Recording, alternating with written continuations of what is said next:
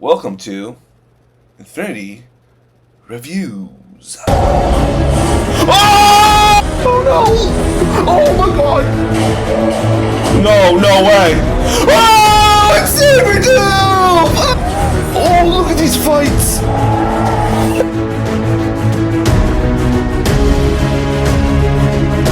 Hey guys, what is up? This is going to be my non-spoiler review for Joker 2. I'm saying Joker 2 because the name of this movie I think is way too confusing for audiences. This is my only problem with this movie, guys. We're gonna get into all of that on show. Just before we get into everything, make sure you hit that subscribe button. Hit that subscribe button so you can get all the updates on when our reviews come out. When things pop up on the channel.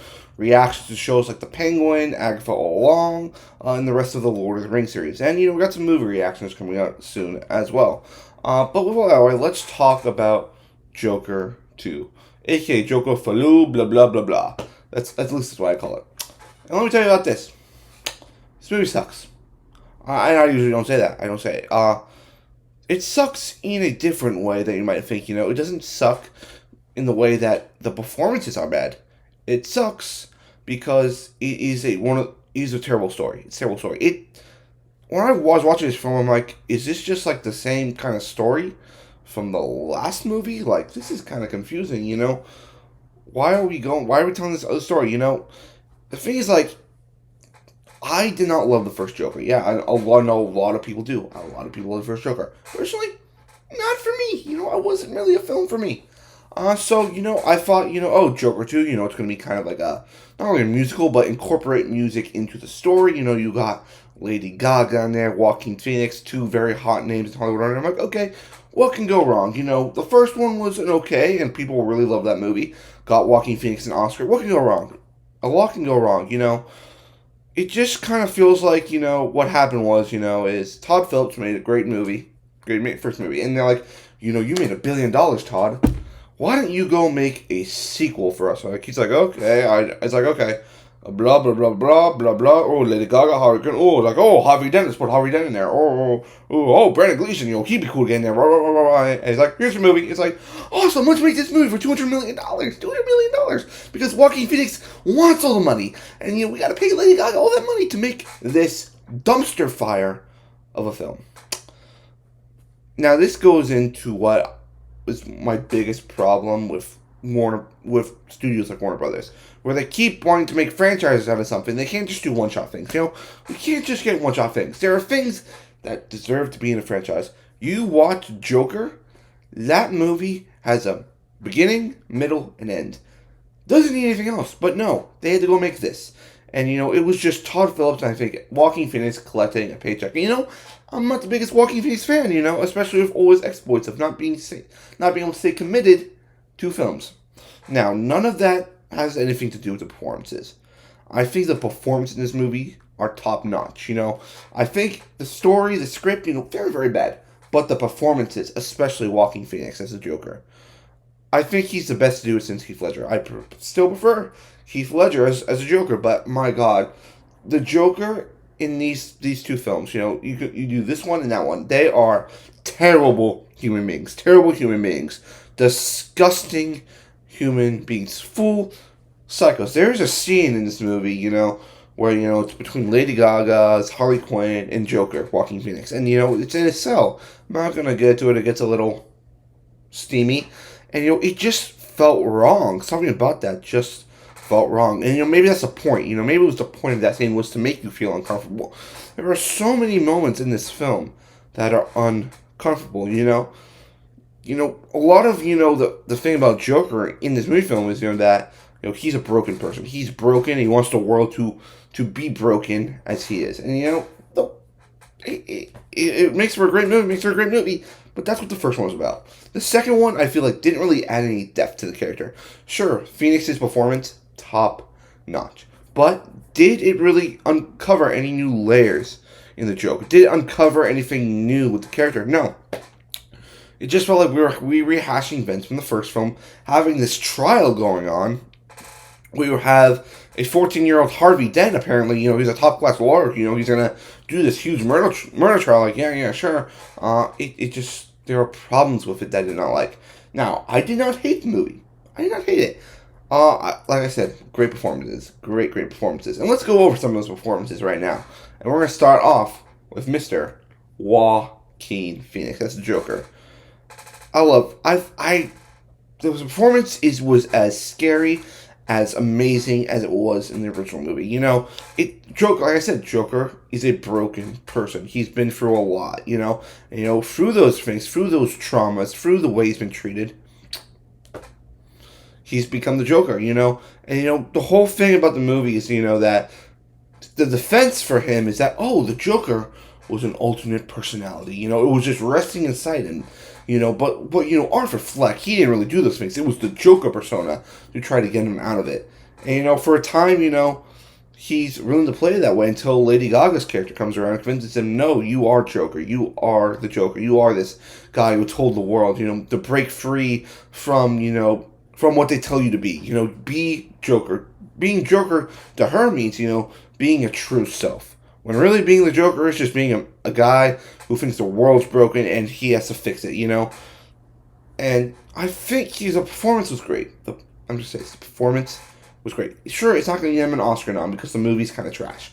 But it was a great performance. Now, I think he did great. I think it was terrifying. Absolutely terrifying that like, there might actually be people like this that can exist. But yeah, I think great performance. I was going with Lady Gaga. I thought Lady Gaga was okay.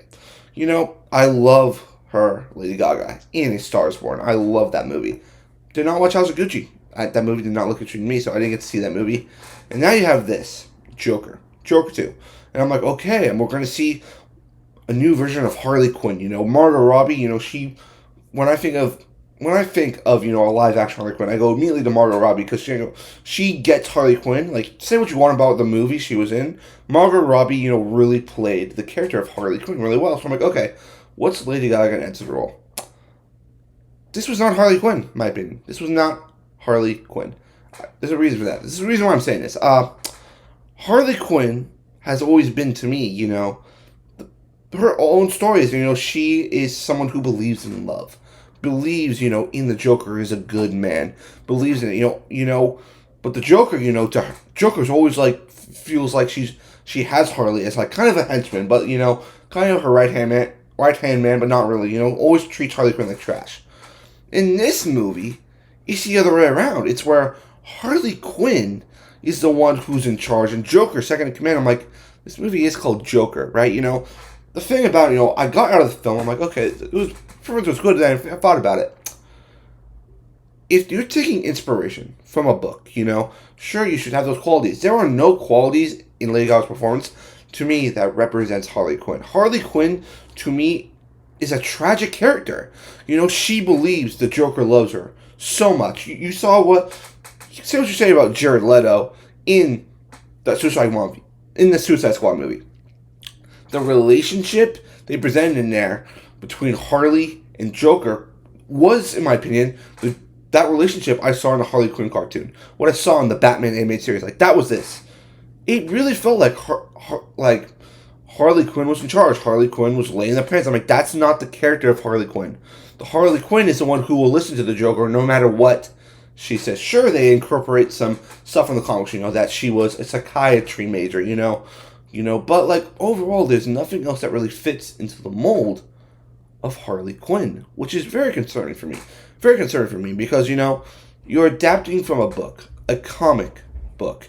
And when you adapt from that, you need to at least have some stuff in there faithful to the source material.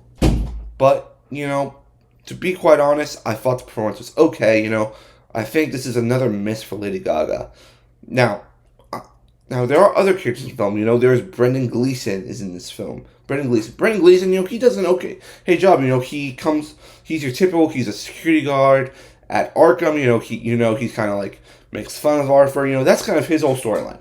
But the main, two main characters, were Joker and Harley Quinn. Those guys, those two makes the film. And, the romance, I kind of felt the romance. The romance was kind of there for me.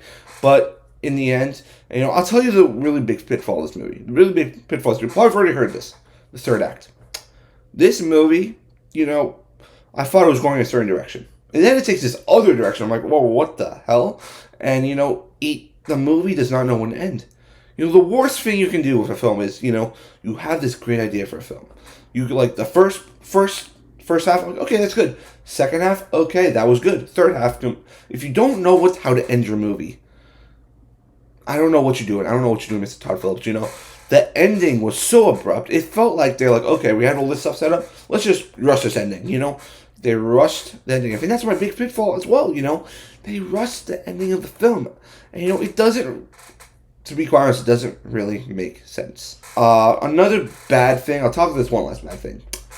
The music. It is not a musical. This movie is not a musical. It is a movie that uses music to tell the story.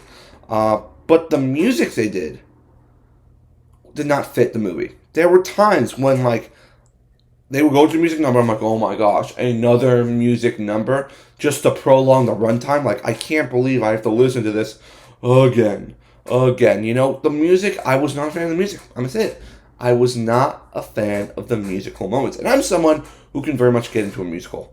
Like The Greatest Showman. Greatest Showman, that's a musical. I love the music in The Greatest Showman. There are times when music works. The music did not work in this film. And that is, I believe, one of the biggest pitfalls of the film.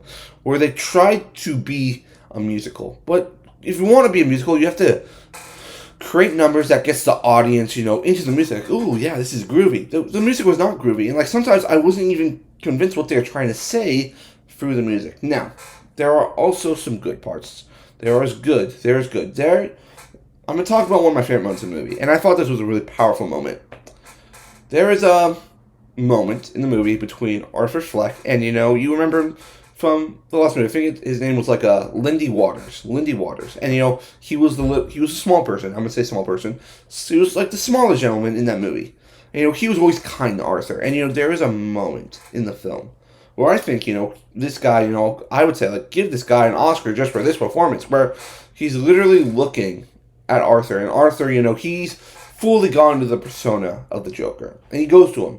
He goes to me. He's like, why didn't you try to stop me? Why? He was trying to blame Waters for how he became Joker.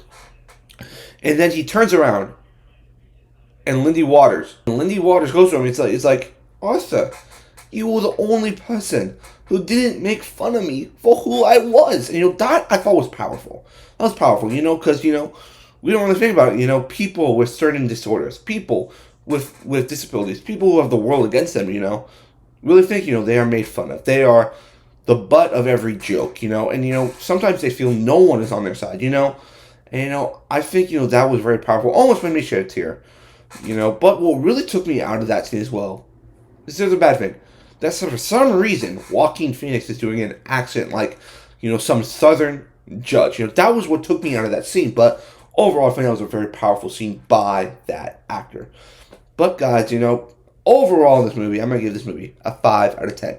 There were the performances, there were parts of the movie I liked, but there was a lot wrong with this film. And for someone who didn't like the first one, I thought the first one was a bit mixed, in my opinion, for it. I'm mixed again with this movie. I think, there are parts that are good. There are parts that are good in this film. But it doesn't cancel out the bad parts of the film, which is the story, the jumbling story, some of the decisions that are made in the film, the music choices that are made. I was just wondering, I'm like, I don't know. I couldn't tell, did I like this movie or did I not? But guys, what do you think? That is my review for Joker 2, aka Joker Folie À Deux. Leave your comments down below. Like the video. Subscribe to the channel. And I'll see you guys on the next one. Go check out all our other content. See you next time. Woo!